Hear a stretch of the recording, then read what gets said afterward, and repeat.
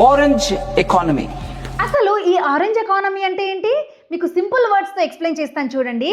Orange economy అంటే మన own క్రియేటివిటీతో మనమే ఓన్గా డబ్బులు సంపాదించుకోవడం అన్నమాట. సింపుల్గా గుర్తుపెట్టుకోండి. Like YouTube videos, music, arts లాంటివి చేసి మన ఓన్గా ఇన్కమ్ జనరేట్ చేసుకోవడమే ఈ ఆరెంజ్ ఎకానమీ. ఆరెంజ్ ఎకానమీ అంటే ఏంటో అర్థమైంది కదా. సేమ్ ఇలాగే white economy, black economy, red economy, yellow economy and blue economy కూడా ఉంటాయి. సో వీటిని కూడా సింపుల్ వర్డ్స్తో ఎక్స్ప్లెయిన్ చేస్తాను.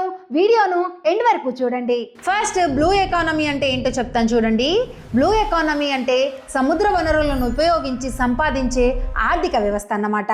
Like fishing, shipping, coastal tourism ద్వారా వచ్చే ఇన్కమ్ గురించి బ్లూ ఎకానమీలో ఉంటుంది. వైట్ ఎకానమీ అంటే హెల్త్ సెక్టర్ కి సంబంధించింది. బ్లాక్ ఎకానమీ అంటే చట్టాన్ని లెక్క చేయకుండా రూల్స్ ని అతిక్రమించి చేసే పనులు. అంటే లైక్ ట్యాక్స్ ఇవ్వకుండా ఎగ్గొట్టడం, ఇల్లీగల్ మార్గాల్లో సంపాదించే డబ్బు, ఇదంతా బ్లాక్ ఎకానమీలోకి వస్తుంది. రెడ్ ఎకానమీ అంటే న్యాచురల్ రిసోర్స్ పై ఆధారపడేది. న్యాచురల్ రిసోర్సెస్ అంటే మైనింగ్, మెటల్స్, హెవీ ఇండస్ట్రీస్ ద్వారా జరిగే ఇన్కమ్ అంతా కూడా రెడ్ ఎకానమీ కిందికి వస్తుంది. ఎల్లో ఎకానమీ అంటే టూరిజం మరియు హాస్పిటాలిటీ ఆధారంగా ఉన్న ఆర్థిక వ్యవస్థ. Like travels, hotels, tourism services ద్వారా వచ్చే ఇన్కమ్ ఈ ఎల్లో ఎకానమీలో ఉంటుంది.